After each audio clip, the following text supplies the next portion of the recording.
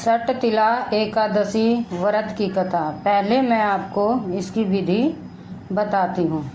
माघ मास के कृष्ण पक्ष की एकादशी को सटतिला एकादशी कहते हैं। इस दिन भगवान विष्णु की पूजा की जाती है।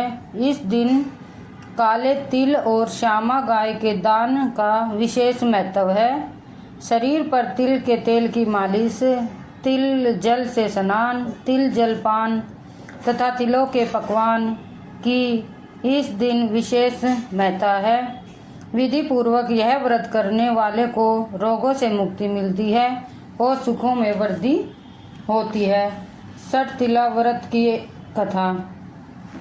एक समय दाल भय ऋषि ने महर्षि पुलस्त्य से पूछा, हे महाराजा, मृत्युलोक में मनुष्य ब्रह्महत्या आदि अनेक महापाप करते हैं। पराये धन की चोरी और दूसरे की उन्नति को देखकर ईर्ष्या करते हैं तथा अनेक प्रकार के व्यसनों में फंसे रहते हैं, फिर भी उन्हें नरक प्राप्त नहीं होता। इसका क्या कारण है? न जाने वे कौन सा दान अथवा पुण्य करते हैं जिससे उनके पाप नष्ट हो जाते हैं। यह सब कृपा पूर्वक कहिए। पुलस्त्य मुनि कहने लगे, हे राजन, आपके अत्यंत सुंदर प्रश्न पूछा है। इससे संसार के जीवों का कल्याण होगा। ब्रह्मा, विष्णु, रुद्र तथा इंद्र आदि भी इस गुप्त भेद को नहीं जानते, परंतु संसार के भले के लिए मैं आपको सुनाता हूँ। माघ मास के लगते ही स्नान आदि से शुद्ध हो, इंद्रियों को वश में करके काम, क्रोध, लोभ, मोह, अहंकार, ईर्ष्या, अभिमान आदि त्याग कर भगवान का स्मरण करना चाहिए। पुष्य नक्षत्र में गोबर, कपास, तिल मिलाकर उसके कड़े उपले बनाने चाहिए। उन उपलों से 108 बार हवन करना चाहिए। उस दिन मूल नक्षत्र हो, साथ ही एकादशी तिथि भी हो तो और भी श्रेष्ठ है। स्नान आदि नित्य क्रिया से निवृत्त होकर देवाधिदेव श्री भगवान विष्णु का पूजन और एकादशी व्रत करे।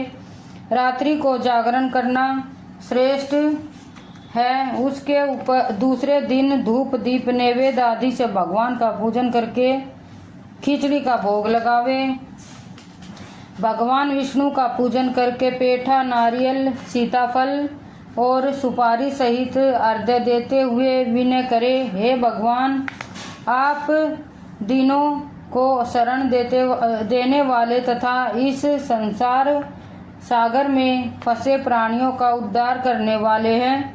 हे पुंडरीकाक्ष, आप लक्ष्मी सहित इस तुच्छ अर्घ्य को स्वीकार करें। इसके पश्चात जल से भरा हुआ कुंभ घड़ा ब्राह्मण को दान करे। उस समय ब्राह्मण को श्यामा गो और तिल पात्र देना अति उत्तम है। तिल स्नान और भोजन दोनों ही श्रेष्ठ है। इस प्रकार जो मनुष्य जितने तिल का दान करता है उतने ही 1000 वर्ष स्वर्ग में वास करता है। तिल मिश्रित जल में स्नान, तिलों का उबटन, तिल मिश्रित सामग्री से हवन, तिल मिश्रित जल को पीना और भोजन में तिलों का प्रयोग तथा तिलों का दान, यह 6 कार्य सटतिला कहलाते हैं। इनको करने से अनेक प्रकार के पाप नष्ट हो जाते हैं। इतनी कथा कहकर पुलस्त्य ऋषि कहने लगे कि हे, एक समय नारद जी ने भी भगवान विष्णु से यह प्रश्न पूछा था और भगवान ने सटतिला एकादशी को जो महात्म्य नारद जी से कहा था वह तुमसे कहता हूँ। भगवान विष्णु कहने लगे, हे नारद मुनि, मैं आंखों देखी एक सत्य घटना कहता हूँ, तुम ध्यान पूर्वक सुनो। प्राचीन काल में मृत्युलोक में एक ब्राह्मणी रहती थी। वह सदैव व्रत किया करती थी। एक समय वह 1 मास तक लगातार व्रत करती रही। इससे उसका शरीर अत्यंत दुर्बल हो गया। यद्यपि वह अत्यंत बुद्धिमान थी, फिर भी उसने कभी देवताओं के निर्मित धन तथा अन्न का दान नहीं किया।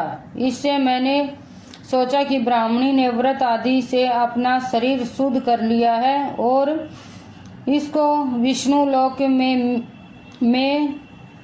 मिल ही जाएगा, परंतु इससे कभी भी अन्न दान नहीं किया। इससे शरीर इसकी तृप्ति होनी कठिन है। ऐसा सोचकर मैं एक भिखारी बनकर मृत्युलोक पर उस ब्राह्मणी के पास गया और उससे भिक्षा मांगी। वह बोली, हे महाराज, आप यहाँ किस लिए आए हैं? मैंने कहा, हे ब्राह्मणी, मुझे भिक्षा चाहिए। इस पर उसने एक मिट्टी का ढेला मेरे भिक्षा पात्र में डाल दिया। मैं उसे लेकर स्वर्ग लौट आया। कुछ समय बीतने पर वह ब्राह्मणी शरीर त्याग कर स्वर्ग में आई। मिट्टी का दान करने से उस ब्राह्मणी को स्वर्ग में सुंदर महल मिला, परंतु उसने अपने घर को आनंदित सामग्रियों से शून्य पाया।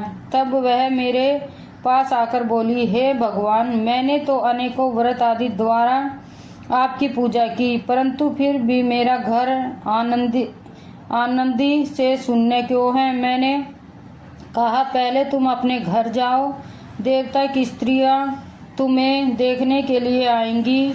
उनसे षठ तिला एकादशी का पुण्य और विधि सुन लेना, तभी द्वार खोलना। भगवान के ऐसे वचन सुनकर वह अपने घर आ गई।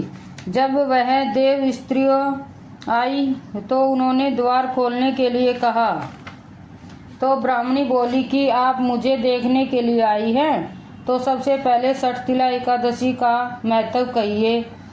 तब उनमें से एक देव स्त्री ने षठ तिला एकादशी का महत्व कह सुनाया। ब्राह्मणी ने महत्व सुनकर घर का द्वार खोल दिया।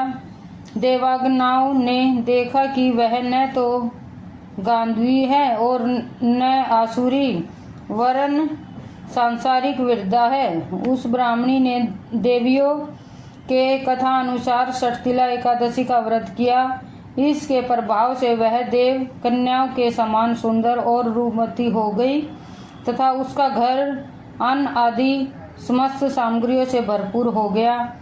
जय हो विष्णु भगवान।